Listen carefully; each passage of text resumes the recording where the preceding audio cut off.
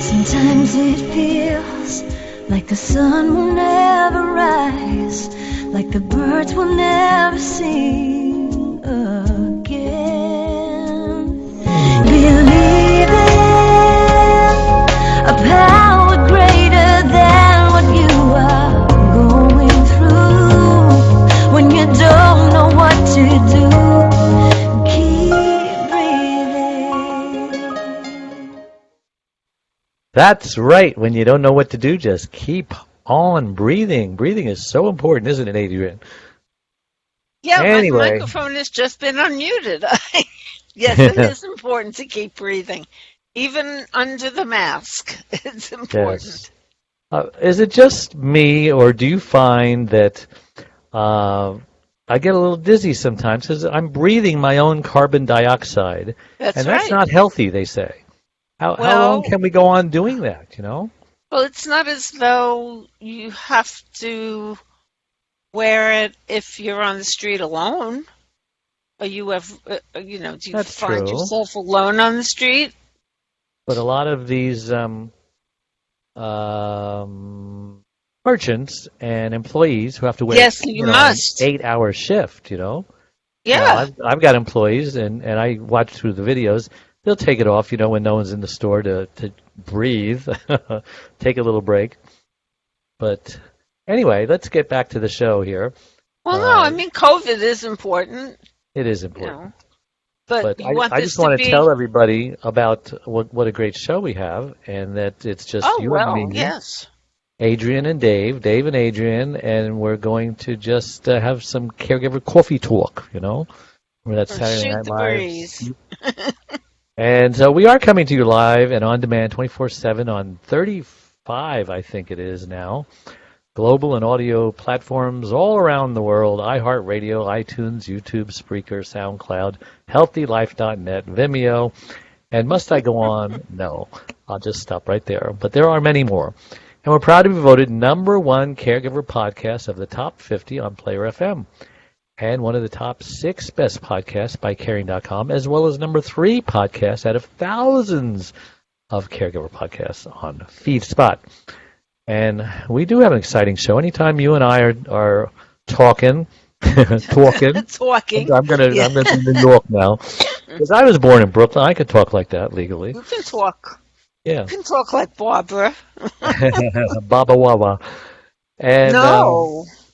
No, what? I mean, no. No, that's not Baba Wawa. What is it then? Barbara. It's only one Barbara. And she's still around, right? B-A-R-B-R-A. I can never remember who has Barbara died. Streisand, you can't remember? Listen to me. I'm saying I can never remember at my age if someone is alive or dead. Well, so those two Barbaras are alive. Okay, well, that's good to know. I was watching, they were doing this Back to the Future, 1, 2, 3, 4. Yeah. I was watching them again, and there were so many parts of that movie that I forgot. It was just such a great movie. Michael J. Fox. And then I got concerned. I said, oh, my God, why are they playing all of these? Did Michael J. Fox die? No, I didn't know. I had to Google it. And apparently he did die in 2018, but then it was a hoax. You don't even know if someone dies anymore because you don't know if media or Google is telling us the truth. Well, enough of that. That's social media. Yes. But we are indebted to social media as well. We are indebted to social media. Why is that, by the way? Why are we indebted to social media? You're going out on Facebook Live. Oh, well, of course. You mean you and I are personally indebted to social media because we're using it the way it was meant to be used. That's correct. We're giving important information. It's not disinformation. It's not fake news. It's not the controversial stuff. We're reaching out to caregivers and to anyone else who wants to listen, because let's face it, everyone, in my opinion, is going to be a caregiver sooner or later at one time or another, because that's just the way it is, one fall from your mother or your wife, and boom, instantly, you are a caregiver. Or your child. Well, children fall too. I know small children fall, but um, I fell the other day, You yesterday actually. did. Off your bike? No, I'm not on my bike yet because I still have this big clunky boot on. It's got all Oh, these right. straps and everything. And so I went out to the back to throw out some trash, and I've got this little cage thing that blocks the door so that raccoons can't come through the doggy door. Right. And it caught the little strap on my foot, and I turned and I went down, and fortunately it didn't damage my ankle or anything like Wow. that. Everything was Yeah. protected, but it hit me in the rib, and I'm almost 67, and it's like I can still get up when I fall, but it's getting harder and harder. I got to turn over first. I got to do it in stages. Get on all fours, then throw one leg up so that one foot is on flat on the floor. Push Hmm. myself up so that the other foot's up on the floor. Push up like I'm doing a push up, and Push then up. get up that way. And I'm thinking to myself, gosh, is this going to continue to get harder and harder? Because my wife, right after she had her stroke, they taught her how to get up, and she could, Hmm. pull herself up on something, but she can't do it anymore. We used to make fun of that commercial. Oh, I've fallen and I can't get up, and now it's like we're living. It's funny.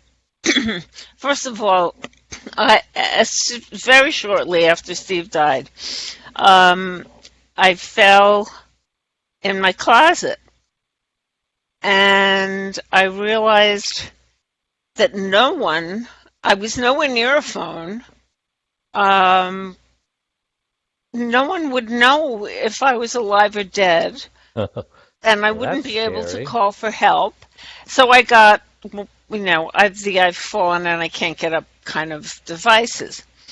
And I have yet to use them. I've paid for them now for 9 years.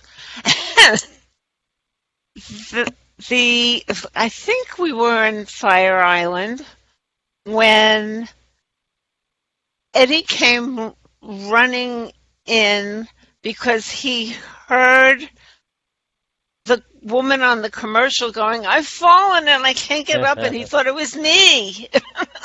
That he, is he funny. thought that I'd fallen.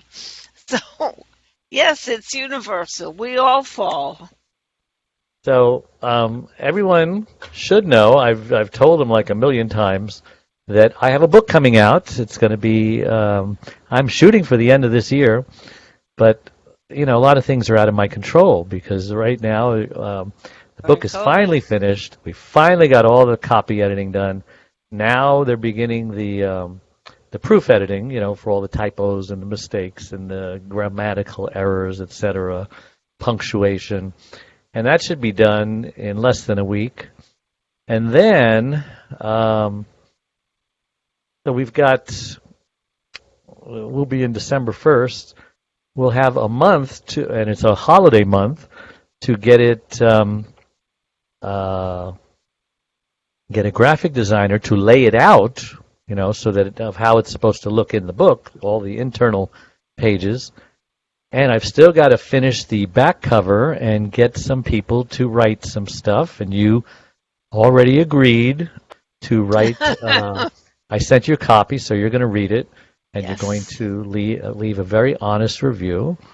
And I'm trying Which to you get may it. not want to put on the back cover. I Yeah, haven't well, it read it depends yet. on how honest it is how if you make the back cover. Oh, And then I'm trying to find one of the many celebrities that I know that will write because I got Dean Cain to do the last one, but I can't ask him to do it again. That's like, gosh, is that the only guy he knows? Um, but a lot of these people, even though they know me, and they're just so hard to get a hold of. They're just so yep. busy. And Dr. Mark Siegel, he was supposed to be on the show 3 months ago, and finally we agreed on a date in December. But you never know till they come around and if they show up or not because they're just so darn busy. He's on TV every single day. Oh yeah, on the last book I tried to get the first lady. Um, Rosalind? why can't I think of her name? Yes, Rosalind Carter. Yes, and they told me they were very nice, but they told me, oh, she would have done it like a year or two ago, but we just have to protect her. She's a national treasure, and she's not allowed to do anything like that anymore. Just doesn't have time to read, your book and this and that. It's harder for Okay. her. It is. So if you I know mean, somebody, you when I know everybody. me, Yeah. I don't think you want my friends. Hey, my book's been cleaned up. It's No, sanitized. that's what I'm saying. And if they miss something, I'm sure you'll catch it.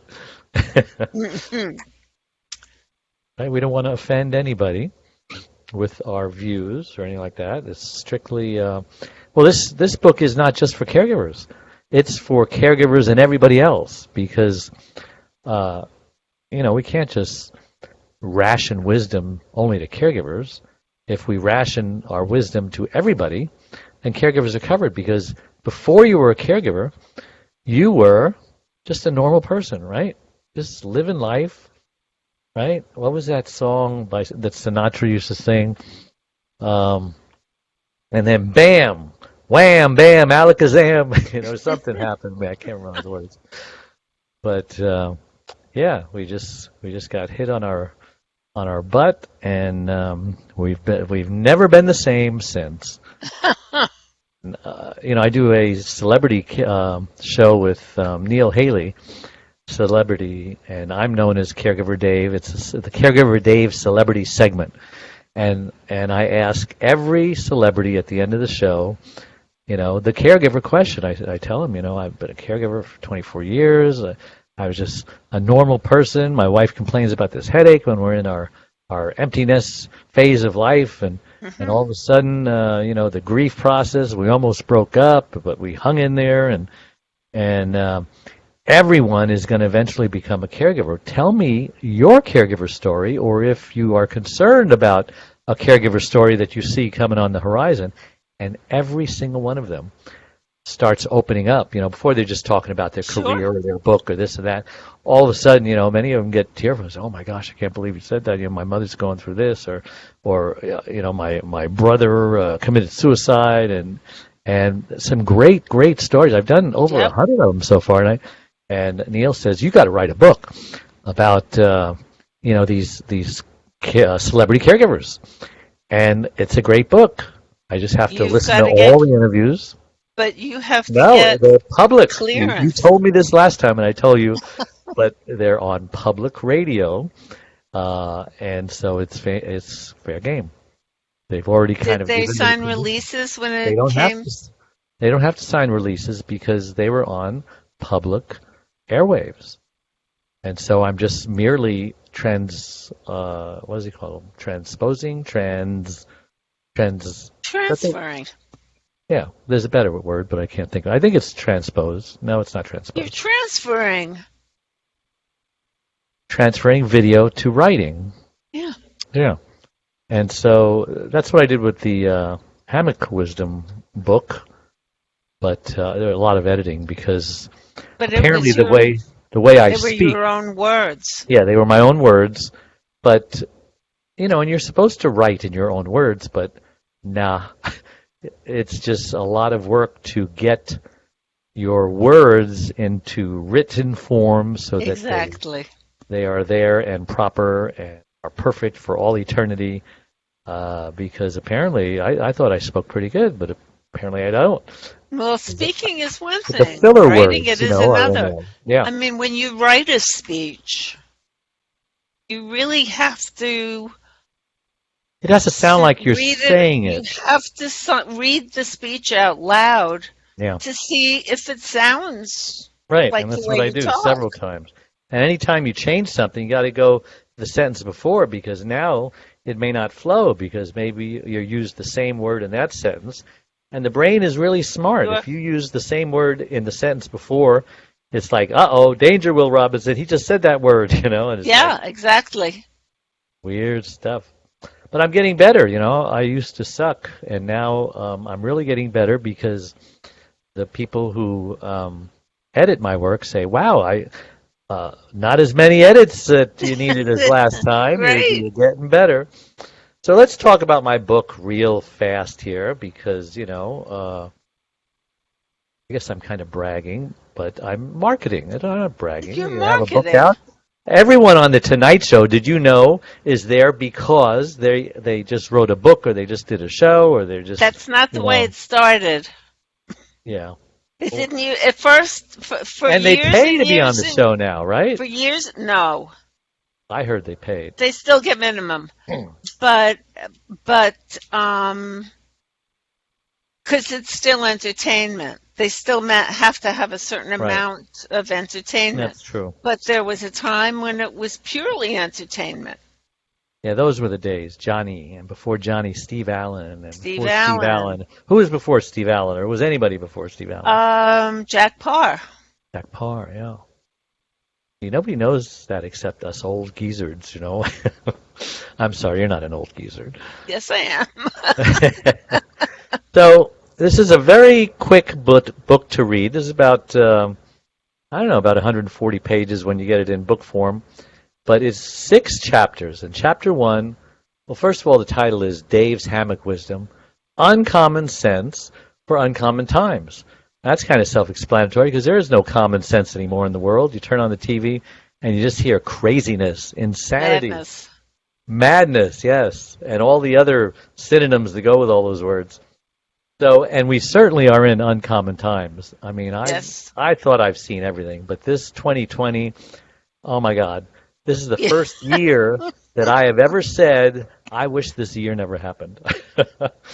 When I did you usually have start good writing years. this book? Say it again? When did you start writing this book? I started writing it in 2019 January, but the Before, videos have been out for a long time, so this is yes, almost 2 years. but before the craziness started. It was before the craziness, but I didn't have this title. I had a million No. subtitles, you know, but it finally. It's like the roulette wheel and the ball just going round and round, Finally and all finally comes the around. ball lands. Finally. Perfect. All right, so let me tell you each of the 6 chapters' names because it's different kinds of wisdom. There's mental wisdom, and there's emotional wisdom, and there's physical wisdom, and there's relational wisdom, and financial wisdom, and spiritual wisdom. And really, those are all the aspects of humanity. You know, when you have goals, you should make goals, you know, for your mind. You know, jigsaw puzzles to keep your mind sharp. You should make goals to keep your body in shape, physical goals and emotional goals. You know, or are you ruling your life too much from your emotions and less from logic? It needs to be a 50-50. I actually say logic should have 51% of the vote, and your heart should have 49%. The logic should always win out. Otherwise, you're going to get in trouble. What else? Relational wisdom and relational goals. You know, goals about, you know, your relationship with your wife and your kids. Are you seeing them enough? You know, are you neglecting them? And financial goals, of course. Failing to plan is planning to fail, and so on. And then everyone that neglects this last one, spiritual goals, right? You don't have to be religious to have spiritual goals. The body, Not at all. you know, man is a spiritual being. You know, he needs that metaphysical or that supernatural aspect of him because the world is not enough. You know, he needs more. He needs a spiritual side to him. You agree with that? Yes, absolutely. I mean, even And in you're not a religious person, I'm so not yeah. but I'm a You're a spiritual spiritual person, and I'm observant because of Yeah. the Define traditions that I spiritual. grew up with. Define being a But spiritual person. What is a spiritual person oh, in for your me, definition? Yeah. for me, it's ethics and morality Okay. and kindness and peace and serenity and those So things. it's good and evil. Ethereal, good and evil Good and evil stuff. is spiritual, isn't it? Because Yeah, the Bible talks about the devil and God and heaven and yeah. hell and right and It's wrong and the Ten hmm Commandments. hmm Yeah. All yeah. right. So I'll read something from one of these chapters or more because we got an hour to kill here. So which one should I start with out of all the 6 that I mentioned? I'll let you pick the roulette wheel. Well, you know the boat. I'd say emotional, All right, let's start with emotional. So here's the. especially in difficult times. So I've got nine little subchapters in emotions. One is unplug your addictions. Don't stress. Be uncomfortable. Just have some fun. Life is like swimming in the ocean. Enjoy the seasons. Be happy. Don't worry. On. Swimming with the sharks or do something outrageous. Which one of those caught your fancy? I'll try to read something from it. What was the fourth one? Unplug your addictions. Don't stress. Be uncomfortable. Just have Be some fun. uncomfortable. Be uncomfortable. That's a good one. So let me go to that one. That's chapter 2, sub 2. Oops. Be uncomfortable. Okay. And I'll just read this. It's human nature for a person to avoid doing anything that is difficult or that requires a lot of blood, sweat, and tears. However, if a person is very motivated about something they really believe in, then they will usually overcome that human urge to be comfortable and will go on to achieve the thing that they want so badly. We humans are made to always be growing and moving forward. If we are not moving forward, then we are stagnating. When in this state of mind, people may typically become lazy, unmotivated, or even depressed. They may exhibit symptoms like staying in bed all day, hiding under the covers, eating junk food, gaining weight, or in extreme cases, becoming too afraid to even go outside and face the new day. They may worry about any number of scary things they fear that might come upon them. Get uncomfortable. In fact, get used to being uncomfortable. Put yourself in positions that will make you feel a little pain. Sit on a tack or something. Oh, I'm kidding, of course. But seriously, do things you wouldn't normally do. Instead of parking in the closest spot next to the supermarket, park as far from the building as you can. Walk those extra steps to be a little less comfortable and a little healthier. Introduce yourself to the person waiting next to you in line. Instead of taking the elevator, use the stairs. Get used to these new habits so that when opportunity knocks, it'll be easier for you to answer those uncomfortable calls to a new destiny. Then you will hear yourself gladly saying, "Sure, I can do that." I like to describe my life as God opening the doors of opportunity. I just have to walk through them if I want what's on the other side. But it's walking through the open door that's the tough part. You know what they say, you can lead a horse to water, but you can't make him drink it? I have a lot of friends that should be a lot further along than their lives, in their lives, with their lives, it says. I have a lot of friends that should be a lot further along with their lives than they are, but they won't drink the water. It's right there. All they have to do is put their mouth in and drink, but they won't do it. Why won't they do it? I don't know. Variety of reasons, perhaps. Everyone knows about the fear of failure, but there's also a fear of success that not as many of us are aware of. People who just achieved a coveted goal may think to themselves, "Oh my gosh, I'm actually successful with this new opportunity. But what will be the next thing that I will have to do to maintain the success?" Then they let the fear of success hold them back from fulfilling their potential. I remember asking myself very early in my career, gosh, if I start speaking all over the country, how will I ever be able to manage my current responsibilities? I run at a gas station. I'm a caregiver to my wife. I produce my own syndicated radio show. I write books and maintain my website. I volunteer at my church. I was concerned that public speaking just might be an unrealistic dream of mine that would never work out. Maybe it would be even irresponsible of me to do all this with all my other responsibilities. I tried to talk myself out of it. I tried to sabotage myself. Thank God I didn't. Even though I didn't have all the answers to my questions, I realized I don't have to possess all the answers. God will make it all happen at the right time, if it's supposed to be, and He has many, many times. I don't even know how I was able to do it all. It seems like a dream looking back. I'm still the same person, yet it has changed me. I didn't know how I had the time or the ability to appear and speak at all those different venues, but somehow I did it. I knew who I was and what I was like, but now I am a better version of that person today. It took a lot of hard work, courage, will, determination, discipline, patience, and faith. The next time you're feeling comfortable doing the same old routine, ask yourself, is that a good thing? If we're always comfortable, we are probably not being stretched enough in our comfort zone and not learning new things. Done here. I'm very thankful for the support of my wife on all my trips. She does travel with me to many of the fun cities, but chooses to stay home on other trips that she deems not as much fun. I usually try to get someone to stay with her overnight when I'm away.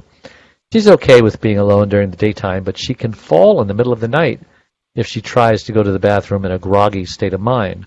It has happened before a couple of times, so I don't want to risk it. And I have a recap at the end. It says, humans need to keep moving forward, progressing and learning. If you are not uncomfortable, you need to become so. Put yourself in uncomfortable positions. Park far from the store, etc. Fear of failure and fear of success can both be scary. Just do it and fear not. Always say yes to opportunities that arise, even if you don't know how to. Remember, Tony Robbins says, if you can't, you must. And that's a sample of just what's in that chapter. You know, I was reminded of Orson Welles. Remember, young kid, basically, compared to everybody else in Hollywood. And he makes this masterpiece, Citizen Kane, right? They teach you about this class in cinema class. Oh, yeah. And everyone says, oh, my God. That is a perfect, amazing movie. It's got everything in it. How in the world is he gonna... And so many innovations. Yeah, yeah. And how is he going to top that? Everyone said. He never did. That was his claim to fame. Well, Right? War of the Would you agree? Worlds, too, was, I mean... Yeah, that was clever. That was brave, yeah.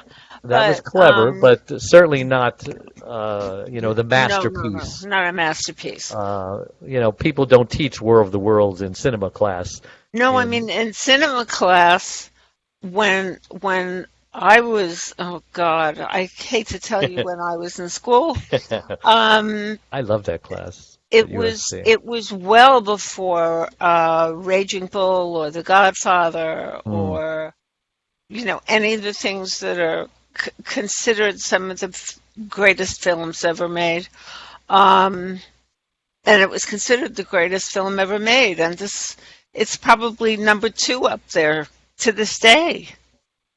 Yeah, I agree.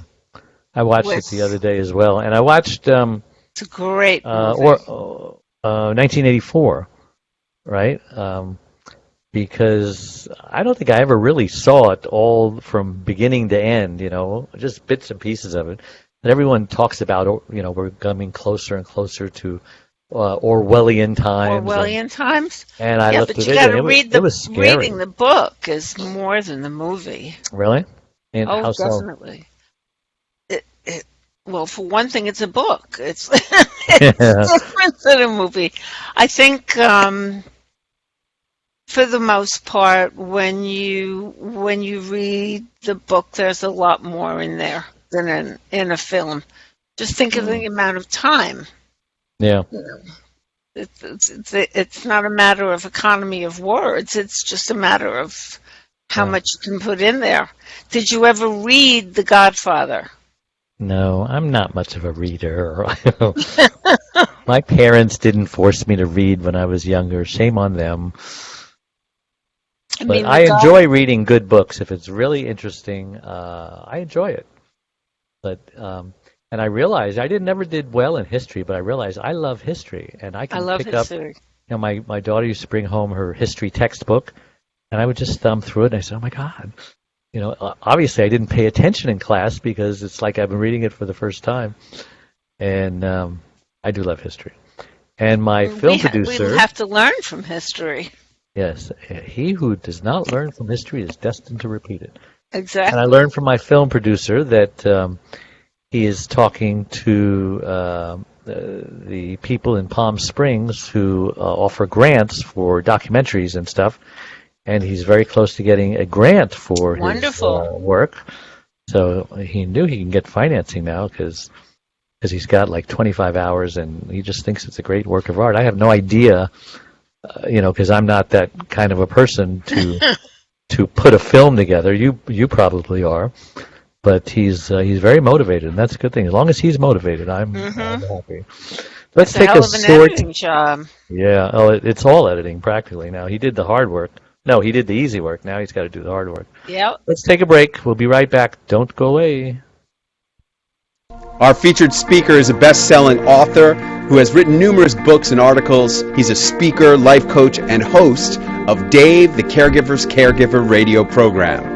He frequently appears on television and radio shows all across the country and has even shared the stage with Suzanne Summers at Harvard. But his most important role is caregiver to his beautiful wife Charlene for over 22 years. Please welcome Mr. Dave Nassaney! I want to share with you a love story. In a couple of weeks, my wife and I will be celebrating 44 years of being together. My wife, Charlene, and I had a fairy tale, storybook, romance, courtship, and marriage for the first 21 years of our lives together. One day, out of nowhere, my wife has a headache, the headache of her life. She suffered a massive stroke, and it left her severely speech impaired and paralyzed on the right side. And in that moment, our world turned upside down. I got to tell you, the next 2 years was like a living hell. I just didn't know what to do. I felt guilty most of the time. I became a caregiver. I didn't even know what a caregiver was. I was experiencing the same problems that other caregivers experience. If you don't take care of you, I can't take care of her. Well, that's why I wrote the book. Now I can teach other caregivers. I'm living proof that you can thrive as a caregiver. My wife and I travel now all over the world sharing our story. One day, life is going to call upon you to be the captain of your boat. Heck, you might be saving your own life. Thank you.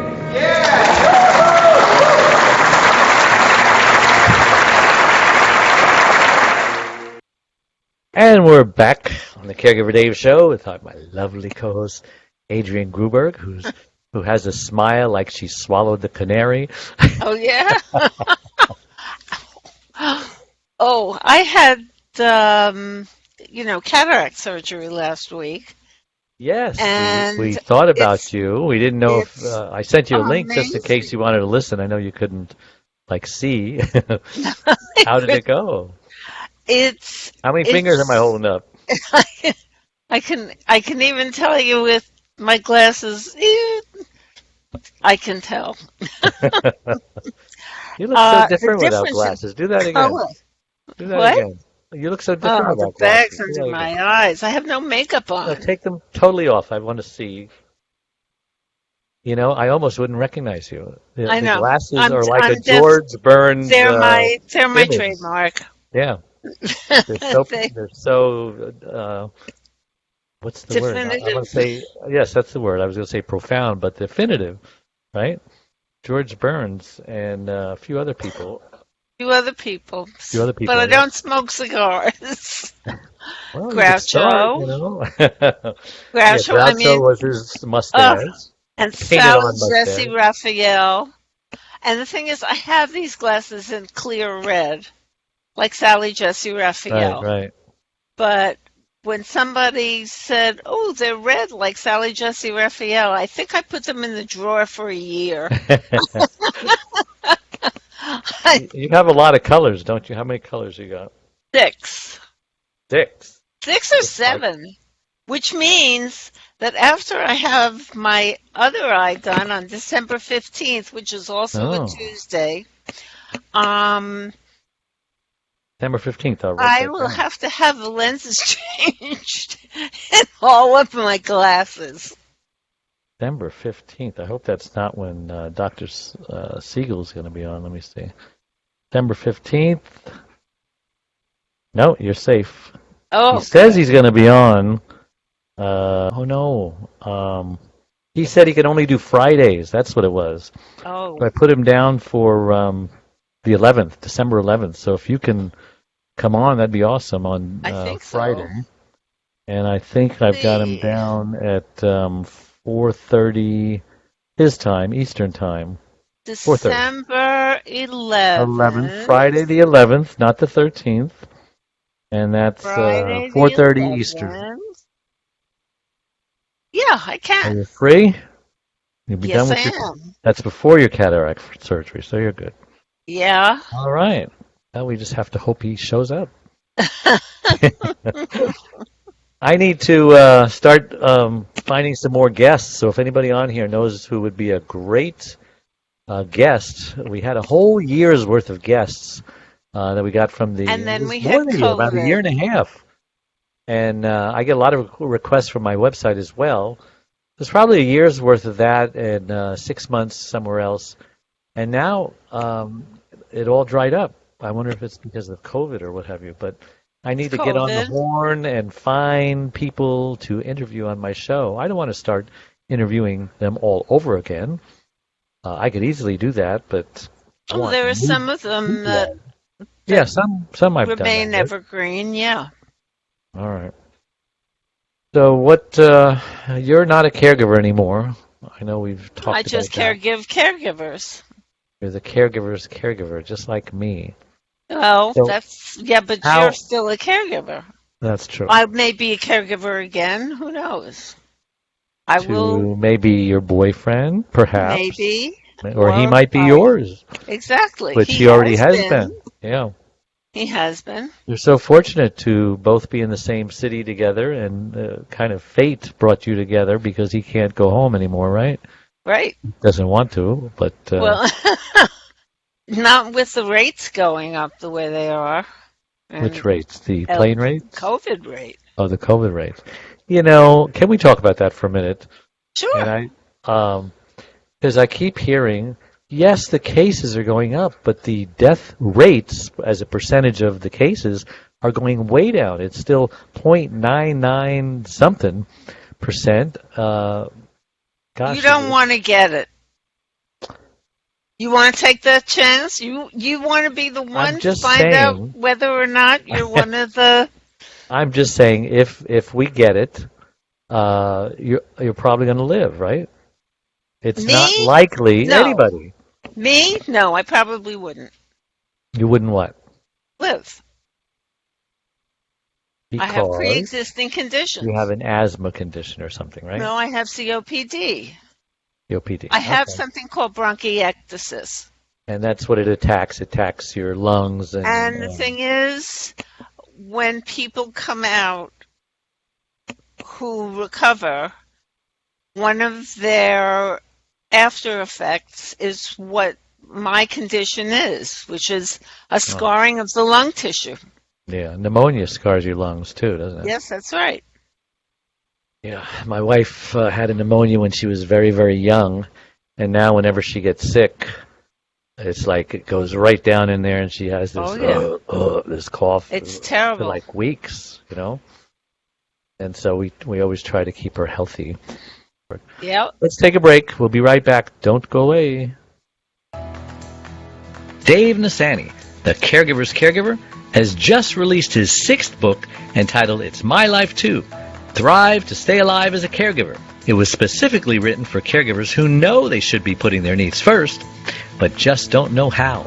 Dave is the sole caregiver to his wife, Charlene, since 1996. He knows firsthand what caregivers are going through, because he is one. He now speaks all across the country, offering caregivers his amazing caregiver support package. Even the airlines tell us that in the event of an emergency, to put your oxygen mask on first, before you help your child with their mask.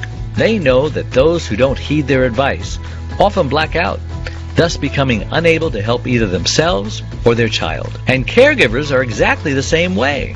It's My Life Too, Thrive and Stay Alive as a Caregiver will help caregivers who are neglecting their sleep, diet, and social life and learn to put their needs first. Pick up your copy today or buy one for your special caregiver. On sale everywhere and at caregiverdave.com. Got to make a book trailer now for the new book. And we're back Yeah. on the Caregiver Dave show with Dave Nassaney and Adrienne Gruberg. We are both caregivers to caregivers and to my wife. And to your Anyway, wife. Well, I get flu shots and I get pneumonia shots and yeah, I I don't. gotta, shingles shot, and I do it Do you ever because get sick from the shot? Because they're giving you a virus. I know it's supposed to be a dead virus, but yes, a virus is a virus. yeah. And how long do you get sick? No, I've never really had a reaction to a shot. All right, let's read something from, let's see here. Relational. Okay. Here's a good one. Don't talk politics. Hey, you know. Hey, Well, I mean, I've got a cousin. She and her husband can't talk politics. don't talk politics or religion. Don't talk politics. Please don't talk politics with anybody you like, especially anybody you hate or anybody you don't know. That should cover about everybody. Americans are so divided politically these days, and it's only going to get worse. You're probably not going to change anybody's mind, and it's not likely they're going to change your mind.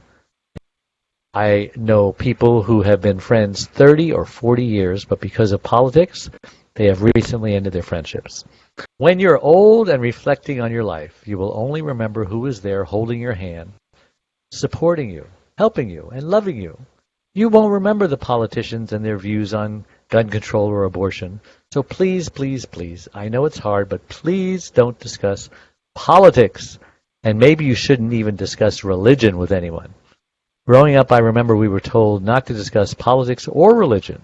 Those are two topics that can actually start a fist fight these days. People are just so passionate about their politics and their religion, it's not worth losing friendships or raising your blood pressure over. Remember back in the good old days of TV, you never knew which anchor or reporter or sports figure, Democrat or Republican. Kept it a secret, and maybe we should too. Do your opening. That should say voting. They didn't catch that. Do your voting at the ballot box. There I you hate go. these typos. I mean, so many times I'll publish a book, I'll go through it with a fine-tooth comb, and I'll Right. open the book up, and the first page I turn to, I see a big old fat typo just saying, nah, nah, nah, nah, nah, nah, you missed me. Absolutely. All right. And You even need I so find many in other fresh people's sets of books, eyes too. on things. All right. Well, I'm glad I caught this one. Good. What page is that? Let me write that down. I remember back in the good old days of TV, we never knew which anchor reporter was a Democrat or Republican. Kept it a secret. Do your voting at the ballot box. If there are more of them than there are of you, great. If vice versa, great. Don't be a sore loser. Don't get violent. This is America. We've always changed governments every 4 to 8 years without a shot being fired. But at the rate it's going these days, I'm not sure it can continue. I fear for our republic. I know God allows whoever wins the election to win. The Bible says he raises up kings and he removes kings. Whoever is in the White House, God allowed that person to be there for whatever reason. Elections have consequences. We all deserve the government we get, especially if only 40 to 60% of eligible voters get out to vote.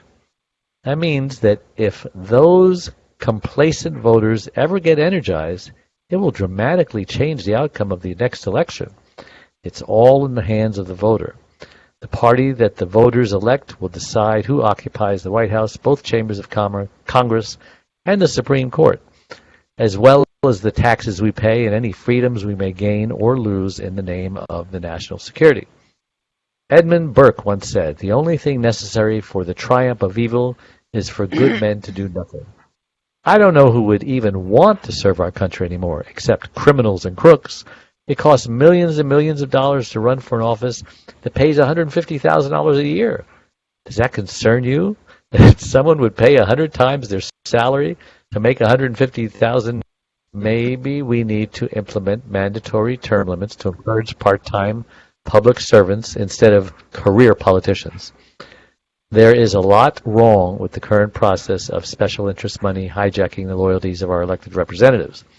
But until more honest Americans get involved in the political process, our career politicians will continue to be corrupt, We need more people who are willing to take on the moral fortitude of the fictional character depicted in Mr. Smith Goes to Washington. Remember that movie? Whatever your political persuasion, you will alienate half of your friends, family, and clients by discussing it with them. Just love on everybody and vote.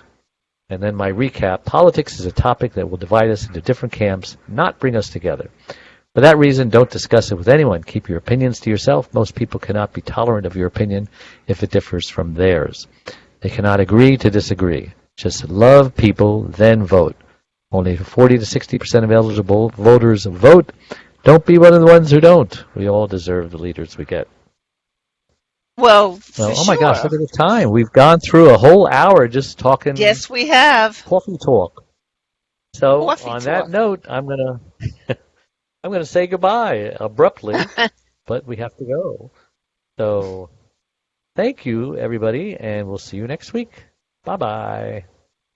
Bye. One Arm, One Leg, 100 Words, Overcoming Unbelievable Hardships is about Charlene, a stroke survivor. Back in 1996, Charlene was a healthy, normal, very active 52-year-old woman whose amazing talents resembled that of both a Martha Stewart and a Wonder Woman. But all that changed when she suffered a massive stroke that left her severely speech impaired and paralyzed on the right side. Who am I? My name is David. I've had the privilege of being Charlene's husband since 1975. We had a wonderful, fairy tale, storybook-like courtship that culminated in our marriage a year later. Charlene had just come out of a marriage where after 10 years, she received 2 black eyes and a broken nose by her former husband when he came home high on speed. Charlene believed in no second chances of any kind for abuse, so she left.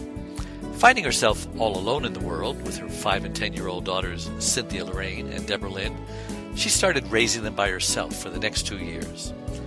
Then fate brought us all together. After falling in love with Charlene, Cindy, and Debbie, our love then produced Rebecca Elizabeth. We had a wonderful, normal life for the next 20 years. But today, things are very different for everyone. How about the reaction of 9-time Grammy and Dove Award recipient, the godfather of contemporary gospel Christian music, Andre Crouch? Charlene just won't let the promises of God go, and she has not let her circumstances get in the way of her faith. She's not just a survivor, she's more than a conqueror, as the Bible states. You'll be encouraged by her testimony, regardless of what you're going through. Available everywhere. Sometimes it feels like the sun will never rise, like the birds will never sing again. Keep breathing, take it in and let it out. Keep breathing.